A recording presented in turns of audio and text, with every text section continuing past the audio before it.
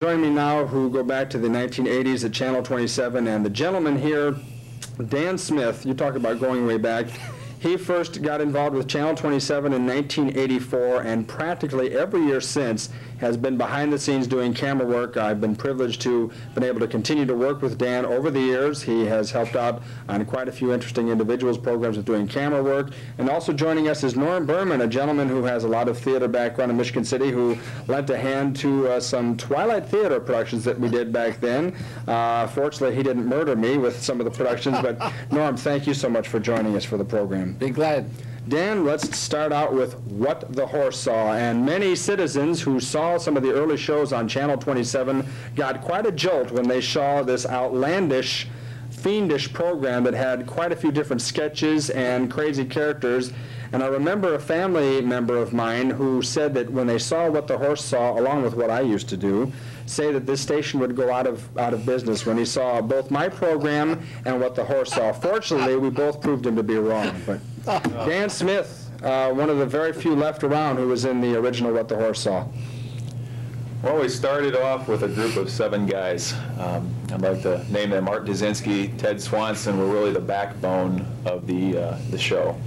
They called Coy Melnick, Steve Wiegand, Dave Biller, myself. I hope that's everybody. Got everybody together, and we decided to work on a budget of about $5 a show and put together something, dress up, and an excuse to act like lunatics and get away with it. Boy, were you guys extravagant back then. And we tried to we could go on with a lot of sketches, but I do know that there were sketches that were done. There was a great deal of editing. Art Dzinski was quite an editor and a creator. I believe we have, you were looking through a lot of segments of the tapes. You did 7 or 8 shows, but we have one lined up. First of all, tell me, what are we going to look at here? We did a little piece called Barbarians on the Town, where 4 of us dressed up in furs we picked up at garage sales, attics, wherever, pieced them together, made weapons of wood, and basically ad-libbed everything. Alrighty. And in the clip, we happened to come across Officer Donnie Webb of the Michigan City Police Department in the Marquette Mall parking lot. It'll be nice to be remembered for this.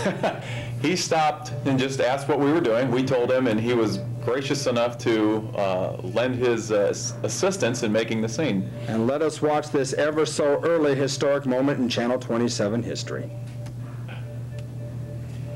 Meeting with an officer of the laws, they do not know what to do because they have never seen him before. They pull back when his sirens go on, when his flashes.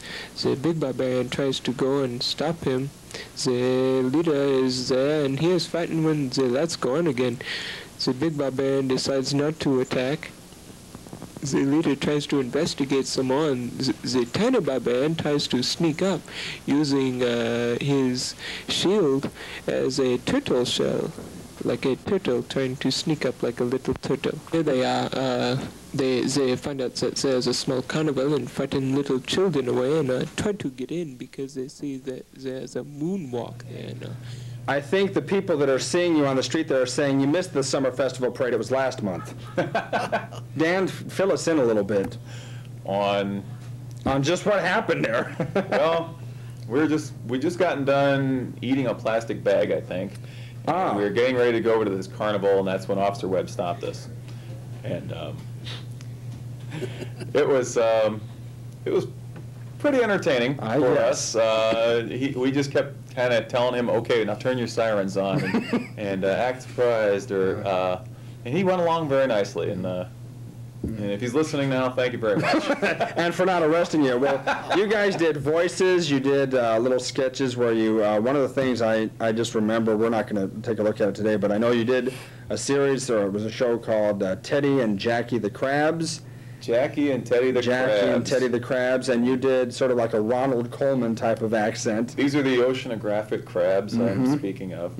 And I played Jackie. Teddy's a wonderful day, let's go for a walk. And Teddy was sort of low-key. And Teddy was very bland and very bland, never had any emotions. And he thought Jackie was boring and pompous, and I hope he doesn't come over. And of course, the highlight was when your character got hit with the anchor and it fell on his head. And I want to plug Steve Hannon did the voice for my counterpart in that one. All righty.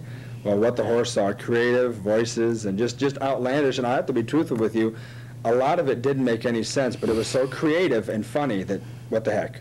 As I said, the ad-libbing, set up a situation and just let her go. And then we got acquainted with some programs, and then you were able to help me out. And Norm, I'll be with you in just a moment here. That's all right. Dan, you helped out with another type of a show I did called Twilight Theater, where we did sketches and skits and so forth, and you were helpful. We did that. And I have a segment of a Halloween show we did, and we're going to take a look at, you played a character named Count Yggdrasky. And we did a little bit of an interview, and we've got approximately 1 minute here. So let's take a look at everybody sitting at the table at the old Channel 27 on this Halloween show. I hope Prince Charles is there. I'm dying to get my teeth into him. You'll have to excuse Midnight, but she's my leading vampiress. You like being a vampire, eh, Midnight? Yes. I won the award for the vampire with the sharpest teeth the past 2 years. Well, she's a bit of an overachiever, but I am very proud of her. After all, I recruited Midnight myself. Get it? And your other assistant? Ah, yes, Sunset. She gets that name because she's first out of her coffin at sunset. The Count recruited me, too. This Halloween, I'm a performer at a bachelor party, and I intend on doing a lot of drinking. I see what you mean. And what are you doing this Halloween? Maybe we can get together?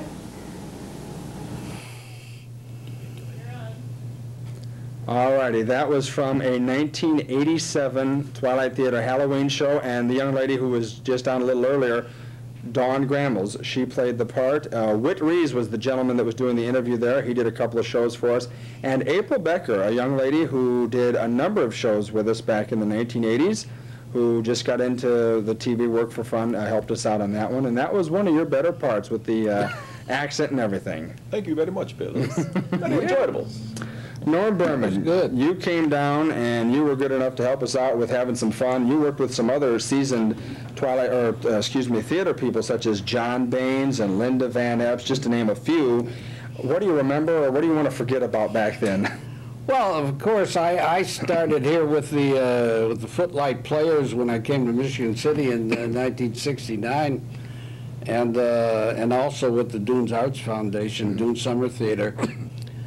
And I've been working with them when suddenly I got a call from you one day, and you told me what you were doing here, Bill, and asked me if I'd be interested in doing some of these sketches with you, and I said sure. Alrighty. I thought it would be fun, and we did it. Yeah. I've got to tell you that at my age the memory kind of goes a little bit. And I don't remember too much about, that is not specifically about the things that we did. Well, we're going to jog your But memory a little if you bit. jog my memory with a few scenes, I'll remember them. We do. We have a program coming up here, and I was the culprit in creating this one, too. It was another Twilight Theater sketch with you and a couple of young ladies. We've got about 40 seconds. Let's take a look. I'm tempted to get my shooting iron and use you for target practice. Benji don't like to be talked to like that. Just what all do you deal in? Business-wise, Benji? Oh, I deals in horses, cows, hogs, but my main choice is dealing with foxes. You know, I've been to Elvira's parties before, and she's always saying that somebody's stealing something. Boy, is she. Once she claimed that I took her diamond pearl bracelet she got from Prince Charles. Yeah, she threw it in he threw it in the garbage can, and she dug it out. That's how she got it from him. At a luncheon once, she claimed that I flirted with a producer to get a big part she wanted in a movie. Do you remember the Dragon Lady? Norm, you're still with us? Well, that jogged the memory all right. That was a show that, I'll be truthful, that one didn't turn out too well. It was called Lottery Louse-Up. It was a sketch about the search for a missing lottery ticket. Dan played about 3 different parts in that one. And you played a character named Big Benji. Oh, yeah. And again, that was April Becker in the scene with you, and that was Kim Gramels who was in that scene with you. Right. So that was another Twilight Theater sketch there. So we thought we'd jog your memory on that again. Dan, they were fun days. There's no question about that. Norm, what are you doing nowadays? Well, I'm retired, of course, and not very much. I'm still active with the theater groups here. I think I'm still on the advisory board at the Dunes Arts Foundation. And I still work with the Footlight Players. I'm still a member there. Certain physical situation, I mean, prevents me from doing stage work. My legs aren't too good these days, but I'm still active with them, and I participate. Still do camera work for me. But looking back on the What the Horse Saw program, what strong memories do you have with that bunch of guys? Basically, when we got into various costumes, seeing surprised looks on normal people's faces, putting them in situations and getting their reactions, that was critical to keeping things going on those shows a lot of times. You know, everyday people reacting to us really helped make a lot of those little skits. All right. Absolutely. Well, Dan Smith, again, you and I work together all the time. It's been great. That's how you and I met, through Channel 27. And I even helped out on one of those What the Horse Saw programs. I got to play myself. Sorry about that, Bill. So was I. And Norm Berman, thank you for remembering us and stopping by. It was my pleasure, Bill. Yeah. Thank you, Bill.